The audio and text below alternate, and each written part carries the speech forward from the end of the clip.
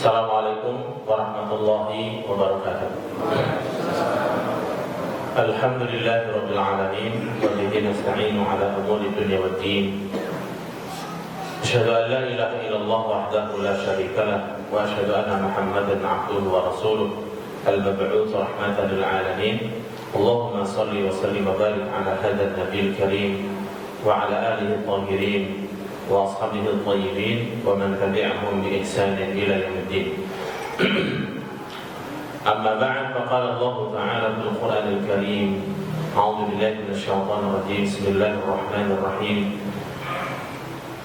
Ya ayyuhalladzina amanu taqullaha wal tanzur nafsum ma qaddamat lighad wattaqullaha innallaha khabirun bima ta'malun. Wa qala Rasulullah sallallahu alaihi wasallam, man yuridillahu bihi khairan yufaqihu fiddin. Hadirin jamaah salat maghrib Masjid Baitur Rahman yang dirahmati Allah, segala puja dan syukur senantiasa kita panjatkan kepada Allah, dan shalawat serta salam semoga senantiasa tercurah kepada junjungan kita Nabi besar Muhammad sallallahu alaihi wasallam. Insyaallah kita akan melanjutkan kajian kitab Fiqih Bulughul Maram.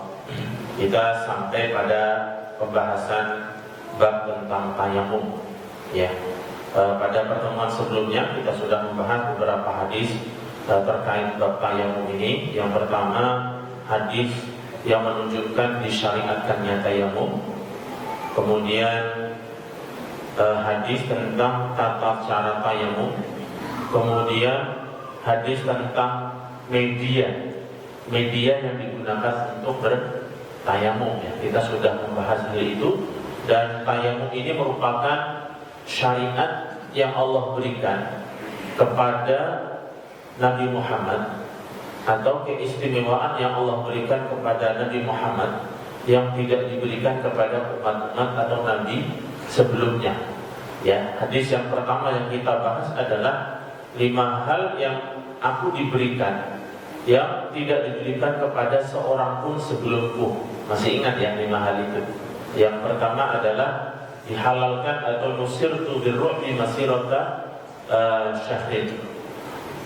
Musuh dibuat takut dengan aku, ya, dengan kehadiran Nabi Muhammad dalam jarak tempuh 1 bulan. Jadi ketika akan terjadi peperangan itu misalnya antara Rasulullah kaum muslimin dan musuh orang-orang kafir, maka dalam jarak tempuh yang ditempuh dalam perjalanan 1 bulan itu musuh sudah merasa gentar. Ya, ini salah satu keistimewaan yang Allah berikan kepada Rasulullah Sallallahu Alaihi Wasallam.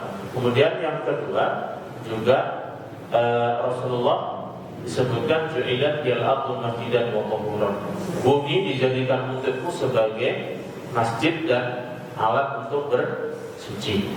Ya, kemudian juga keistimewaan yang ketiga, uhillat liyal ghanaim, dihalalkan bagiku untuk mengambil harta ghanimah.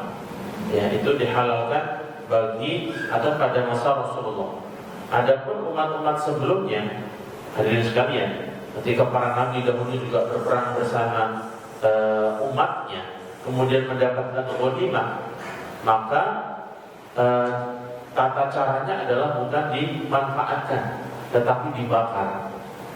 Ya, makasih Pak. Apabila di dalam ghanimah itu tidak ada seorang pun yang melakukan gulul itu curang terhadap harta ghanimah, mengambil sebelum dibagikan, maka ketika dibakar dia akan hangus dan lenyap. Artinya diterima oleh Allah Subhanahu wa taala. Namun jika ada satu orang yang melakukan kecurangan di dalam harta ghanimah, maka ketika dibakar harta ghanimah itu tidak akan terbakar. Ini syariat sebelumnya. Ya, hal ini seperti kisah antara Qabil dan Habil. Ya, ketika mereka diperintahkan untuk bersedekah antara Qabil dan Habil, maka yang diterima adalah sedekahnya siapa? Habil atau Qabil? Habil, ya. Dan kemudian Habil meninggal, ya. Berarti kita ini keturunan siapa? Qabil. Ya, ada yang Qabil, ada yang Habil, ya. Tapi dosa seseorang itu tidak diwariskan, gitu ya. Jadi sekalian, la taziru waziratu wizra ukhra. Seseorang tidak mewarisi dosa orang lain, tetapi seseorang boleh mendapatkan dosa jariyah sebagaimana dia mendapatkan pahala jariyah, ya. Itu yang ketiga, keistimewaan yang ketiga. Kemudian keistimewaan yang keempat, Rasulullah diberikan atau diutus oleh Allah Subhanahu wa taala untuk semua umat manusia. Ya, untuk semua umat manusia, sementara nabi-nabi sebelumnya itu diutus untuk umatnya saja, untuk kaum itu saja. Ya. Ini kelebihan-kelebihan yang Allah berikan kepada Rasulullah. Namun di dalam hadis ini hanya disebutkan dua saja, yaitu tentang nusirtu dirruh bi masirati syahrin dan ju'ilat lil ardu masjidan wa tahuran, karena terkait dengan bab tayamum. Ya. Sekali lagi, hadis tersebut bukan merupakan pembatasan, ya. Ada 5 keistimewaan yang Allah berikan kepada Rasulullah. Itu bukan berarti hanya 5 saja yang Allah berikan kepada Rasulullah, tetapi dalam hadis lain mungkin banyak, ya, sebagaimana yang kita sebutkan. Seperti Imam Suyuti menyebutkan ada sekitar 80 kelebihan yang Allah berikan kepada Rasulullah yang tidak diberikan kepada nabi-nabi sebelumnya. Hadis berikutnya, hadirin sekalian, saya akan bacakan hadis yang ke-112, ya.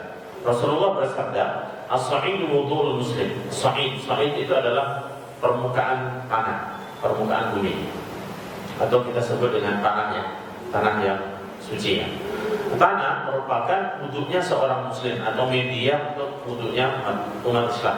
Wa illam yajidil ma'a 10 sinin, meskipun jika dia tidak mendapatkan air sepanjang 10 tahun. Fa idza wajada al-ma' falyataqillah. Jika dia mendapatkan air maka hendaklah bertakwa kepada Allah. Wal yumishu basyaratahu, dan hendaklah dia menyentuhkan kulitnya. Maksudnya menggunakan air tersebut untuk menyirah badannya. Hadis yang kedua dari Abi Sa'id Al-Khudri berkata, "Kharaja rajulan fi safarin." Ada 2 orang yang melakukan perjalanan. Fa hadaratis shalah, kemudian datang waktu salat.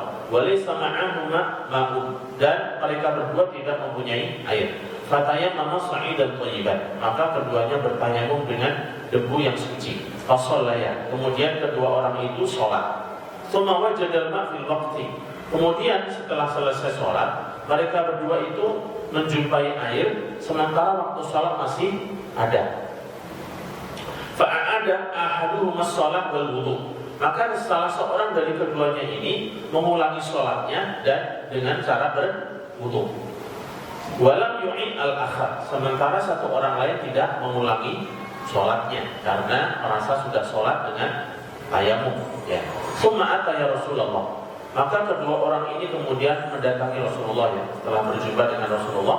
Fadzakara dzalika lahu, dan menceritakan peristiwa yang dialami oleh keduanya, yaitu tentang mereka berijtihad mengambil hukum, salah satunya mengulangi sholat, salah satunya tidak mengulangi sholat, ya.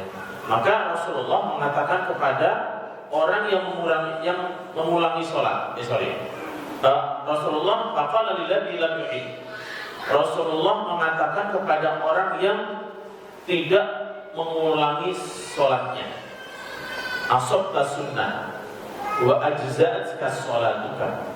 Rasulullah mengatakan, engkau telah sesuai dengan sunnah dan sholatmu telah sah. Wa qala lil akhar, dan Rasulullah mengatakan kepada orang yang mengulangi sholatnya, lakal ajru marratain, bagimu 2 pahala.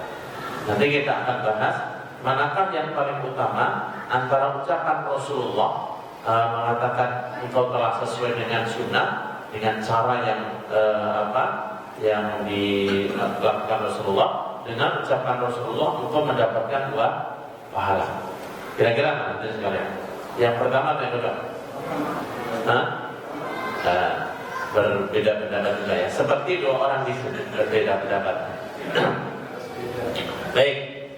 Hadis yang berikutnya dari Ibnu Abbas radhiyallahu anhuma, fi qoulihi 'azza wa jalla, wa in kuntum marda aw 'ala safarin, qala idza kanat ar-rajul al-jiraha fi sabilillah wal quruh fa yujnib fa yakhaf an yamuta in ihtasar tayammam.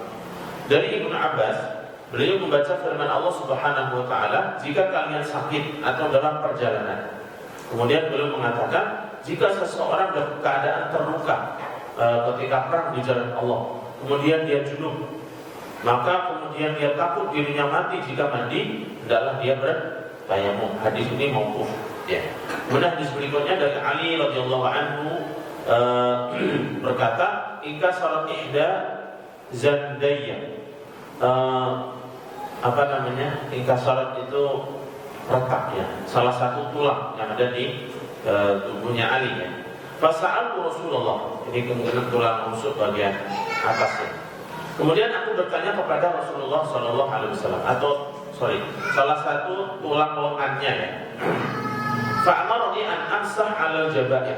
Maka Rasulullah Sallallahu Alaihi Wasallam memerintahkan aku untuk mengusap di atas perbannya. Ya, karena tangannya terluka, kemudian ada patah dan kemudian diperban, maka ketika wudu ataupun ketika mandi cukup diusap di bagian perbannya. Ya, nanti ada pembahasan perban seperti apa yang boleh diusap. Bagaimana kalau perban itu misalnya melebihi dari panjangnya yang terluka. Yang terluka cuma mungkin 5 cm, tapi yang diperban mulai dari ujung pergelangan sampai sikunya. Apakah semuanya itu boleh diusap ataukah harus dibasahi sebagian? Ya. Kemudian hadis berikutnya dari Jabir radhiyallahu anhu, "Ar-rajul alladhi shujja faqtasala famata." Kisah tentang seorang laki-laki yang terluka, kemudian dia mandi. Dalam keadaan lukanya itu dia tetap mandi ya, dalam junub ini kisahnya cukup panjang. Kemudian dia mati. Inna kana yakfihi an yatayammam. Kemudian ketika berita itu sampai kepada Rasulullah mengatakan semestinya dia cukup untuk bertayamum saja. Ya, ketika seseorang terluka dan kemudian ketika terkena air itu menyebabkan sembuhnya lama ataupun dikhawatirkan membahayakan jiwanya, maka dia cukup bertayamum. Wa yaqsid ala junuhi khirqatan, dan hendaklah dia mengikat dengan kain di atas lukanya itu. Tsumma yamsah 'alaiha, dan cukup mengusap di atasnya. Wa yaghsil sa'ira jasadihi, dan kemudian mandi sebagian anggota tubuh yang lainnya. Hadis ini memang ada fihi dha'fun, fihi ikhtilaf fi rawihi, ada perbedaan di kalangan riwayat. Hadis yang terakhir dari sekalian 117 dari Ibnu Abbas radhiyallahu anhu maqala minas sunnah alla yusalli rajul bi tayammum ila salatin wahidah. Termasuk di antara sunnah adalah hendaknya seseorang tidak melakukan tayamum kecuali untuk satu sholat saja. Tsumma yatayammam li shalatil ukhra. Kemudian dia bertayamum lagi untuk sholat yang lain. Ya, secara letterlock bahwasanya tayamum itu hanya bisa digunakan untuk sekali sholat. Ya. Hadirin sekalian yang dirahmati Allah Subhanahu Wa Taala, pembahasan terkait hadis ini, ya, kalau pertemuan sebelumnya dibahas tentang dalil tentang disyariatkannya tayamum, kemudian tata cara tayamum, kemudian juga media yang digunakan untuk tayamum. Kalau hadis yang berikutnya ini berbicara tentang berapa lama seseorang boleh bertayamum. Ya, sebagaimana dalam hadis-hadis lain ketika berbicara tentang hukum al-mashu 'alal khuffain, kalau masih ingat, mengusap kaos kaki, ya, itu ada waktunya juga. Bagi seorang yang mukim, dia punya waktu 1 hari 1 malam atau 5 kali sholat. Ya, dia ketika berwudu dan boleh mengusap kaos kakinya saja ketika bagian kaki, tidak harus melepas kaos kaki, dengan catatan, dengan syarat dia menggunakan kaos kaki dalam keadaan suci. Ya. Kemudian bagi seorang yang musafir, dia punya waktu selama 3 hari 3 malam. Bagaimana dengan tayamum? Tayamum ini tidak ada batas waktunya. Tidak ada batas waktunya. Seseorang boleh melakukan tayamum selama-lamanya. Di sini di dalam hadis disebutkan wa illam yajid ma'an 10 sinin, meskipun seseorang tidak menjumpai air selama 10 tahun. Ya. Para ulama menjelaskan hadis ini redaksinya seperti kalau dalam bahasa Indonesia itu ada kalimat hiperbola, ya. Logikanya kan kayaknya nggak mungkin orang hidup 10 tahun tanpa ada air, ya. Akan tetapi boleh jadi bahwasanya seseorang sepanjang hidupnya dia tinggal di daerah tandus, daerah kering, daerah yang susah air, yang mana ada air namun hanya cukup untuk dikonsumsi manusia atau dikonsumsi binatang ternak. Jika seorang hidup atau bersamanya ada air dan hanya cukup untuk keperluan manusia dan binatang ternak atau binatang yang lainnya untuk minum, untuk masak dan seterusnya, dan tidak cukup untuk mandi dan wudu, maka dalam kondisi seperti itu dianggap tidak ada air sehingga dia boleh bertayamum. Atau kondisi yang kedua adalah air itu ada, tapi orang tersebut tidak kuasa, tidak mampu menggunakannya. Misalnya orang dalam keadaan sakit yang menaun, ya, atau orang yang terluka, tidak sembuh-sembuh lukanya. Kalau kena air semakin lama sembuhnya atau membahayakan jiwanya. Ini kondisi-kondisi di mana seseorang punya rukhsah, ya, punya keringanan dalam hal bersuci, cukup dengan cara bertayamum. Ini menunjukkan, sabda Rasulullah ini menunjukkan bahwasanya tayamum ini tidak ada batasan waktu, ya, berbeda dengan ibadah-ibadah yang lain, ya, seperti kemarin membasuh kaki, ya, ketika wudu, ya, mengusap kaki. Nah, ini ada batas waktunya, ya. Kemudian pertanyaan terkait tentang hadis yang kedua, hadis sekalian, ya. Hadis yang kedua yang bercerita tentang ada dua orang laki-laki yang tadi melakukan perjalanan, kemudian sholat dengan bertayamum, kemudian tidak lama kemudian mereka mendapati air. Yang satu mengulangi sholat, yang satu tidak mengulangi sholatnya. Nah, pertanyaannya adalah apakah tayamum itu sebagai sarana atau bersuci yang hanya membolehkan untuk sholat saja, ataukah termasuk mengangkat hadas atau rafi'ul hadas, ya. Hadirin sekalian yang dirahmati Allah Subhanahu wa taala, Rasulullah sallallahu alaihi wasallam dalam hal ini bersabda, "Sha'idu wudhu'ul muslim." Tanah, ya, permukaan bumi itu merupakan wudunya seorang muslim jika dia tidak mendapati air selama 10 tahun. Namun ketika dia mendapati air, hendaklah dia bertakwa kepada Allah dan hendaklah membasahi kulitnya. Seolah-olah hadis ini secara tersirat menyebutkan apabila seseorang menjumpai air, maka ketika sebelumnya dalam keadaan misalnya seperti junub, dia harus kemudian mandi. Jadi tayamum tadi yang Allah perintahkan, Allah syariatkan itu adalah sebagai sarana untuk melakukan sholat, bukan untuk mensucikan hadas, ya. Misalnya seseorang dalam keadaan junub, kemudian dia tidak mendapati air dan hanya bertayamum saja, maka di saat dia mendapatkan air, dia harus mandi sebagai bentuk untuk mensucikan dirinya. Karena al-aslu fi thaharah bil ma'. Karena hukum asal bersuci itu adalah menggunakan air. Hal ini diperkuat dengan riwayat yang cukup panjang, ya, yang pernah saya sampaikan ketika Rasulullah dalam perjalanan pulang dari satu peperangan, kemudian Rasulullah hampir di satu tempat dan tidak ada air, kemudian menyuruh Ali bersama seorang sahabat untuk mencari sumber air dan tidak menjumpai, dan bertemu seorang wanita, ya, seorang wanita menuntun unta dan kanan kiri unta itu ada 2 kantung air.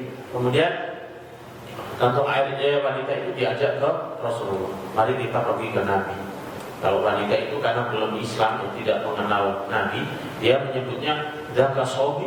Apakah itu yang kamu sebut dengan sobi? As-sobiun, ya, orang-orang yang percaya dengan malaikat, ya.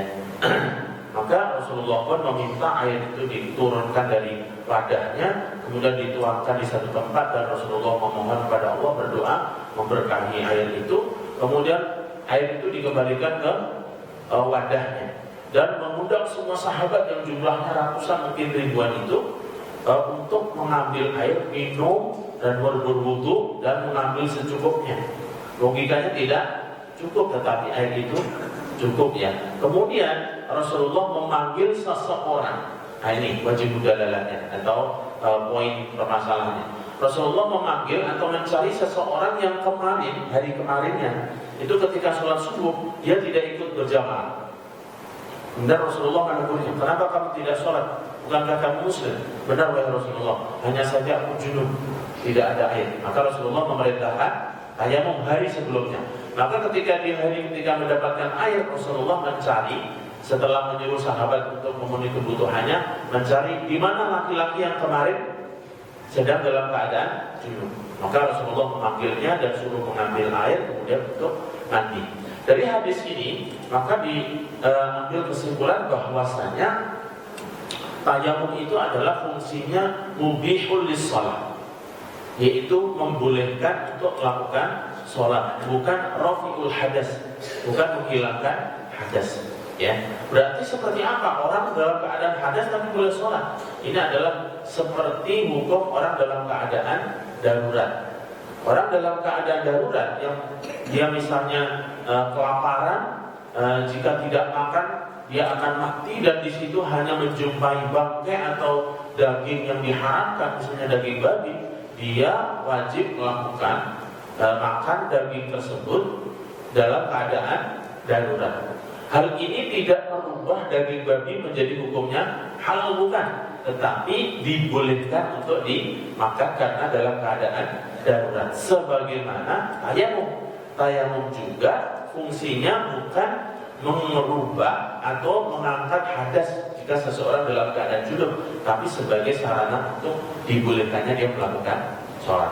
Ini bagaimana para ulama meramu hukum sedemikian rupa dengan mengkonstruksikan dengan dalil-dalil yang lainnya, sehingga menghasilkan hukum yang sedemikian rupa. Baik hadirin sekalian yang dirahmati Allah Subhanahu wa taala. Kemudian hadis yang kedua tadi tentang kisah kedua orang laki-laki yang sholat dengan tayamum, kemudian mendapati air dan satunya mengulangi dan satunya tidak mengulangi sholat. Maka di sini disebutkan ikhtilafu wijhatin nadhar fi ma la nassa fihi amrun warid. Seseorang berbeda pendapat dalam masalah yang tidak ada nasnya, itu sesuatu yang biasa, tidak ada masalah hadirin sekalian, ya. Atau ada nas namun berbeda dalam menafsirkannya, ya. Walam ya'im alladhi tawadda'a wa shalla 'ala man lam yatawadda. Oleh karena itu, dua orang ini tidak ada yang mencela, tidak ada yang mencela satu dengan yang lainnya. Bagi dia yang berpahaman, saya akan mengulanginya lagi karena tadi saya sholatnya dengan tayamum, sementara sekarang ada air, dan yang tadi tidak mengulangi, ya. Maka Rasulullah SAW membenarkan keduanya, dan manakah yang paling utama? Disinilah para ulama menjelaskan tentang sisi bahasa. Ketika Rasulullah SAW mengatakan kepada orang yang tidak mengulangi dengan ucapan asabta sunnah, kamu telah sesuai dengan sunnahku, maksudnya dengan tata cara hidup beragama sesuai dengan yang diperintahkan oleh Rasulullah atau diajarkan oleh Rasulullah. Namun kemudian Rasulullah mengatakan wa ajza'atka sholatuka, dan sholatmu sudah sah. Perkataan sah ini hadirin sekalian itu merupakan level yang paling rendah sebenarnya. Setelah itu tidak ada fadilah lagi. Seandainya di bawah kata-kata sah itu ada sesuatu hukum yang lain, maka tidak sah. Dengan demikian, ucapan Rasulullah kepada orang yang tidak mengulangi sholatnya, yang dikatakan sudah sesuai sunnah dan kemudian sholatnya sudah sah, ini dibanding dengan yang tadi mengulangi itu lebih utama. Maksudnya orang yang mengulangi dikatakan laka ajrun marrotain, kamu mempunyai pahala 2 kali lipat. Ya, ini lebih banyak daripada ucapan sholatmu sudah sah. Ya, ini dari sisi bahasa. Termasuk dari hadis ini juga mendukung hadis yang tadi itu. Hadis yang pertama, ketika seseorang dalam keadaan tayamum karena tidak ada air, ya, tidak ada air, dia bertayamum, maka kemudian mendapatkan air, dia berusaha untuk menyempurnakan kembali kepada hukum asal, di mana thaharah itu dengan menggunakan air, ya. Baik hadirin sekalian yang dirahmati Allah Subhanahu wa taala, kemudian terdapat satu permasalahan ya terkait dengan hal ini, dengan hadis ini, Idza wajada mutayammim al-ma ba'da an tayammama wa qabla an yusalli. Bagaimana hukumnya seseorang yang bertayamum ya karena tidak ada air, kemudian sebelum dia sholat ternyata menemukan air. Misalnya ya sedang tidak ada air, kemudian dia tayamum, tapi sebelum melakukan sholat misalnya turun hujan, misalnya ya, berarti kan ada air. Apa sikap yang harus diambil? Apakah dia membatalkan tayamumnya ataukah tetap sholat dengan menggunakan tayamum? Hadhihi mas'alatun yabahat fuqaha fiha idrakul mutayammim al-ma' ba'da an tayammam wa qabla an yusalli.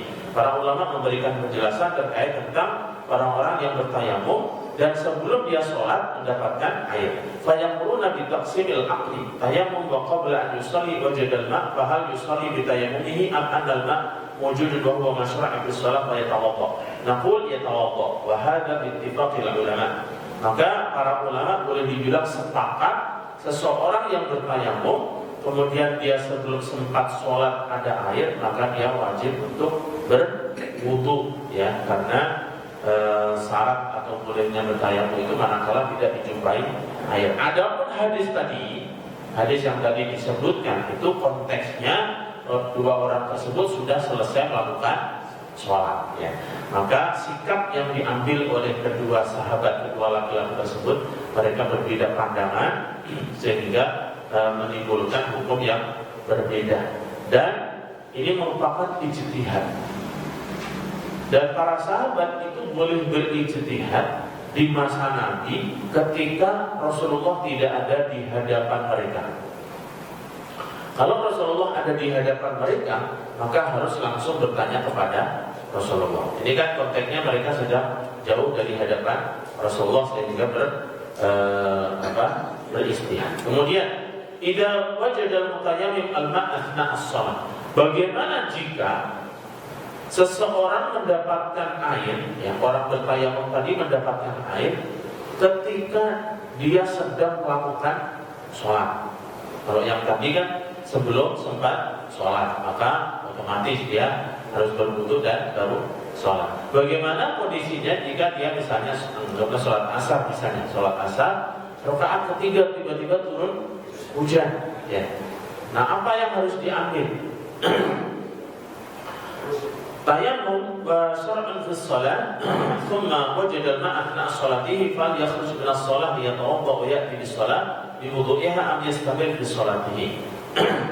Lianna tayammum al-mashrutun fihi falam tajidu ma'an. Ya, karena hukum asalnya seseorang bertayamum itu adalah disebabkan karena tidak ada air.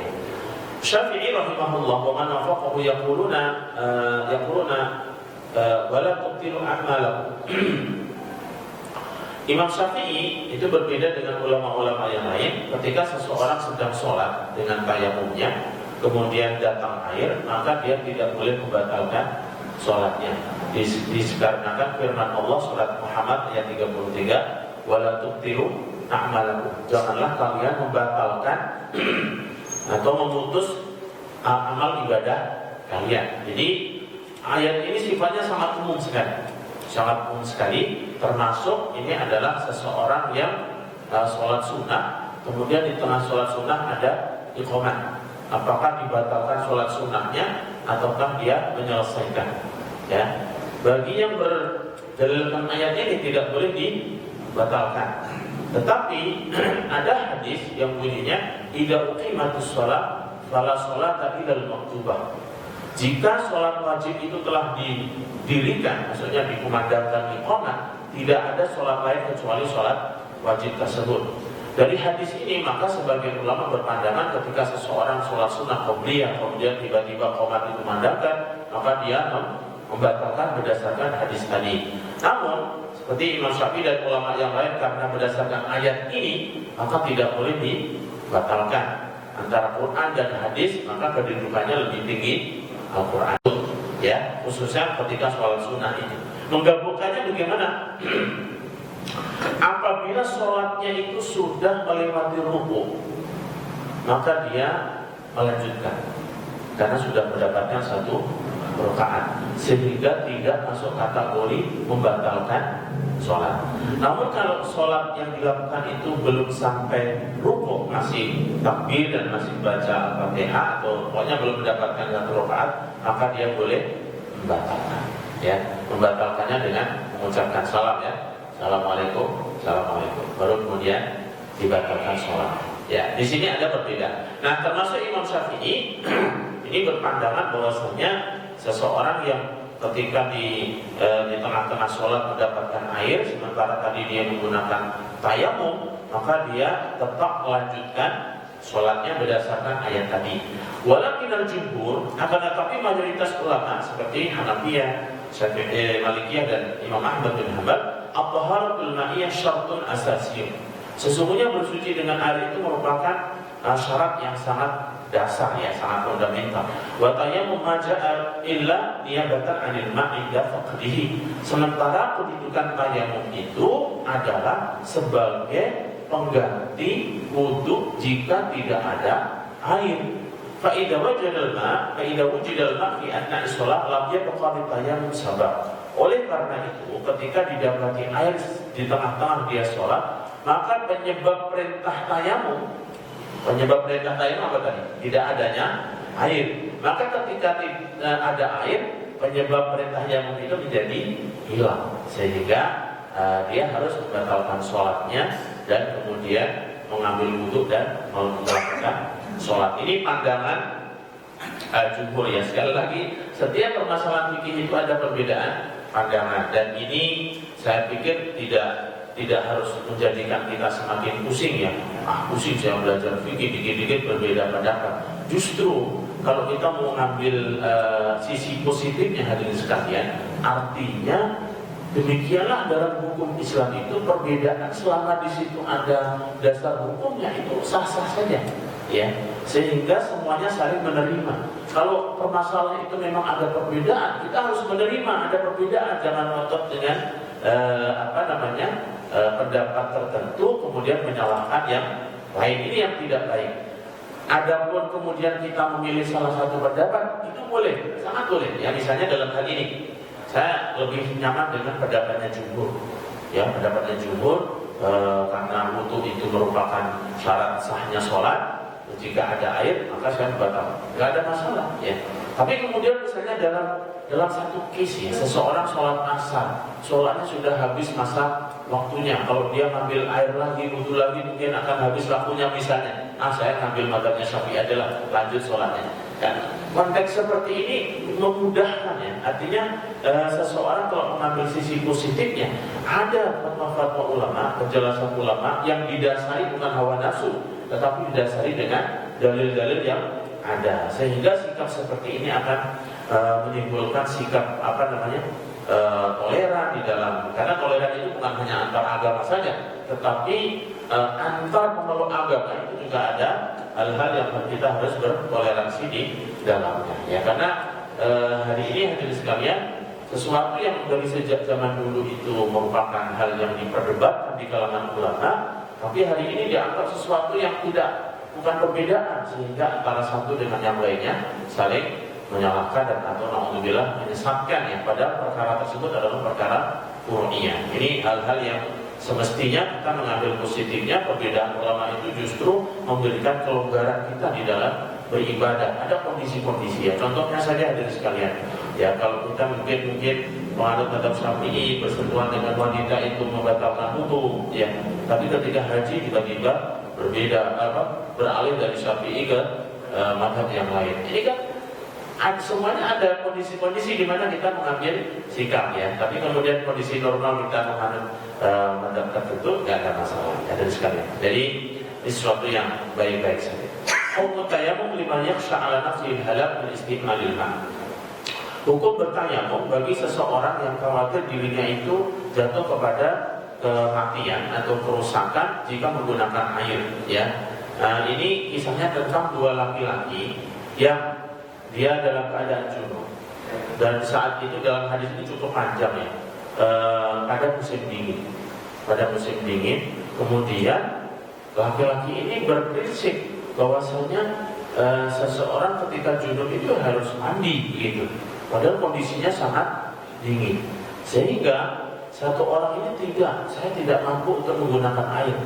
Sehingga karena junub, satu orang ini berguling-guling di atas tanah, ya, berguling-guling karena mandi itu penggantinya guling-guling. Dia berpikirnya demikian, ya. Kalau wudu kan ada hadisnya, yaitu penggantinya mengusap wajah dan telapak tangan atau tangan sampai siku, ya.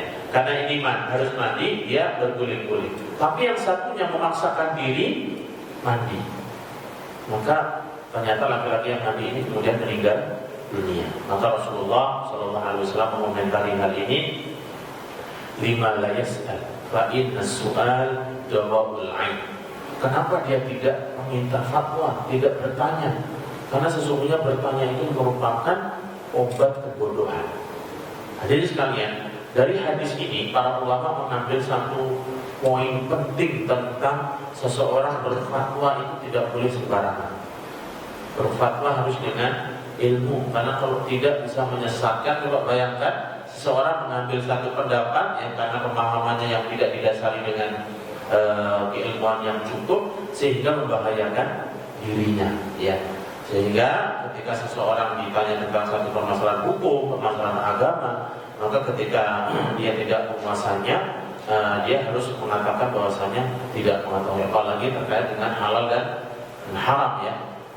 Karena banyak sekali orang-orang yang mungkin baru tahu 1-2 hadis kemudian berfatwa kemana-mana ya dengan 1-2 hadis itu, sementara banyak sekali ayat-ayat kemudian hadis yang dia tidak ketahui, kemudian dia mengatakan tidak ada hadisnya, padahal ada tapi tidak mengetahui hadisnya, ya. Jadi sekalian yang dirahmati Allah Subhanahu wa taala, dalam kondisi seperti itu seseorang boleh bertayamum, bahkan junub sekalipun hanya cukup bertayamum, ya, bertayamum. Cuma kemudian nanti ketika kondisi normal, dia tadi kembali kepada hukum awal bahwasanya tayamum itu bukan menghilangkan hadas, tetapi sebagai sarana untuk membolehkan sholat. Sehingga ketika kondisi normal dia harus melakukan hal yang normal, ya, kembali mandi dan seterusnya untuk mengangkat hadasnya. Hadirin sekalian yang dirahmati Allah Subhanahu wa taala. Kemudian hadis yang berikutnya, ya, hadis yang berikutnya tentang mengusap jabair. Jabair itu perban, ya, mengusap perban. Ketika Ali bin Abi Thalib radhiyallahu anhu dalam keadaan terluka, patah salah satu tulangnya, ya. Nah, tentu ini tulang bagian mulut, ya, yang mungkin tulang lengannya, maka Rasulullah menyuruhnya untuk cukup mengusapnya. Yaqulu fuqaha man ashkal masail fiqh in talabat al-ilm mas'alatain. Al-mas'alah al-ula al-mubtadi'a fil haid allati tastaqir haidatuha. ولذلك يقول الشوكاني جاءوا بالمتحيرة فتحيروا فيها والمتحيرة هي المبتدئة في حيضتها التي لا تستقر حيضتها فترة تحيض 5 أيام وترة ini kok sorry يقول علي رضي الله عنه والزند idham. Zindu itu salah satu tulang Ali itu patah, ya, atau retak. Falyadu fil mirfaq, yaitu tulang yang ada di mirfaq itu apa ini? Siku minal mirfaq ila rusghib, yaitu tulang yang ada antara siku dengan pergelangan, ya. Wa yusammani az-zindan, dinamakan dengan zindan. Wa yaqulu Ali radhiyallahu anhu in kasarat ihda zadayya fa ataitu nabi fa amarni an amsah 'ala al-jabair. Maka Rasulullah memerintahkanku untuk cukup mengusapnya, ya. Nah, kemudian apakah perban yang diusap ini disyaratkan ketika menggunakannya harus dalam keadaan suci, seperti ketika mengusap kaos kaki, ya. Ketika atas kaki kita wudu itu kan boleh diusap di atasnya dengan syarat apa? Menggunakannya dalam keadaan suci. Apakah kalau kita seseorang terluka kemudian boleh mengusap di atas perbannya itu harus menggunakannya ketika dalam keadaan suci? Tidak, ya, karena ini kondisinya berbeda dengan orang yang kondisi normal. Oleh karena itu terkait dengan ini tidak disyaratkan seseorang dalam keadaan suci dalam menggunakan perbannya untuk kemudian boleh diusap di atasnya. Akan tetapi dalam kondisi apapun dia boleh menggunakan. Adapun perban yang seperti apa yang diusap di atasnya, ini melihat melihat perbannya ya. Kalau perban yang hari ini biasanya untuk lakukan, biasanya ada kayunya, ada gipnya begitu ya. Itu yang sangat mungkin untuk diusap. Tapi kalau cuma di perban, di situ ada luka misalnya, luka parah, luka koreng ya, hanya di perban tipis, kemudian diusap air di atasnya merebes dan bisa terkena lukanya. Nah, ini tidak boleh diusap. Kalau dikhawatirkan akan membahayakan dirinya, maka yang cukup diusap adalah sampingnya yang tidak mengenai lukanya. Ya, akan tetapi kalau perban itu menutup lukanya dan korban itu memang ketika diusap dengan air tidak tembus pada lukanya, itulah yang diperintahkan untuk diusap di atasnya. Nah, memang ada sebagian ulama bahwasanya perban yang boleh diusap ini adalah yang memang perban dibutuhkan ya, sesuai dengan kebutuhannya. Kalau memang lukanya cuma sedikit dan untuk mengikatnya dia memerlukan jarak ataupun ukuran yang lebih panjang dan memang itu diperlukan, maka ya boleh ya. Karena tidak mungkin orang luka di sini perbannya hanya di sini saja, kan tidak mungkin. Pasti harus diikat di sebelah kanan dan kirinya atau atas dan bawahnya. Maka kondisi seperti itu termasuk yang dibolehkan. Ini adalah kondisi darurat. Namun jika seseorang ya, sebagian ulama menjelaskan, jika seseorang lukanya itu mungkin cuma sedikit ya, yang sebenarnya dikasih handy plus itu sudah cukup, tapi dia pakai selongsongan rawon gitu ya, ini dianggap muta'addid ya. Muta'addid itu melampaui batas ya, tidak sesuai dengan kebutuhannya. Makanya dalam firman Allah terkait dengan orang yang dalam keadaan terpaksa dia kelaparan dan di situ hanya ada misalnya ada daging babi atau bangkai dan seterusnya, dia boleh memakannya dengan syarat apa? Famaniturra ghairu baghin wala 'adin wala itsma 'alaih. Barang siapa dalam keadaan terpaksa kemudian tanpa niat untuk melampaui batas, maka tidak ada dosa baginya. Jadi sekalian yang dirahmati Allah Subhanahu wa taala, kemudian yang terakhir ya, yang terakhir adalah tadi hadis tentang kedua orang laki-laki yang mandi, yang salah satunya meninggal dunia. Ini ada satu poin yang para ulama menjelaskan bahwasanya bagaimana seseorang ketika dia khawatir dirinya sakit lebih parah ataupun membawa kepada kematian jika dia menggunakan air, maka boleh bertayamum. Namun catatannya adalah setiap kondisi tubuh orang itu beragam ya. Kemampuan seseorang dengan kondisi dingin itu beragam, sehingga setiap orang mengetahui dirinya. Jadi boleh saja dalam kondisi musim dingin antara satu orang dengan orang lain itu hukumnya berbeda. Ada kondisi dingin yang misalnya orang yang terbiasa hidup di daerah kutub ya, di daerah salju ya, mungkin dia biasa saja mandi di musim dingin itu biasa saja. Tapi bagi orang yang mungkin di daerah tropis yang kita tidak pernah mengenal musim dingin ya, kemudian hidup di sana barangkali bisa beku begitu, beku luar dalam ya kan.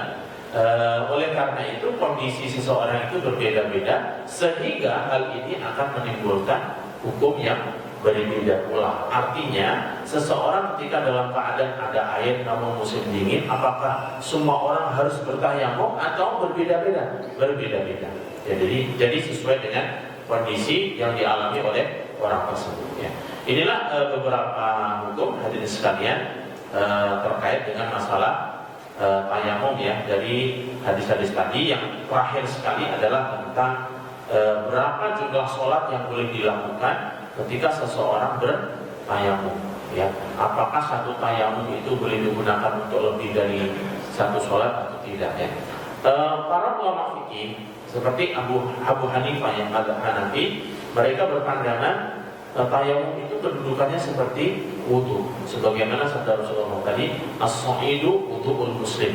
Sesungguhnya tanah itu, permukaan tanah merupakan wudunya seorang muslim ketika dia tidak menjumpai air meskipun sampai selama 10 tahun. Berdasarkan hadis itu, Abu Hanifah berpandangan bahwasanya satu kali tayamum boleh digunakan berkali-kali sholat seperti kedudukan wudu selama dia belum batal. Ini pendapat yang pertama.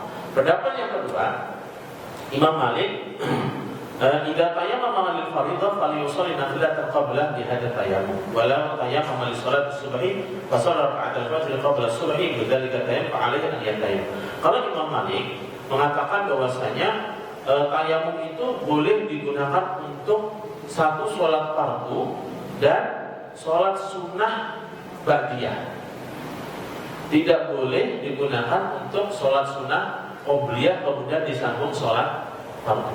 Jika seseorang misalnya sholat subuh, ya kemudian tayamum dan dia sholat qobliyah subuh, maka untuk melakukan sholat subuh dia harus tayamum lagi.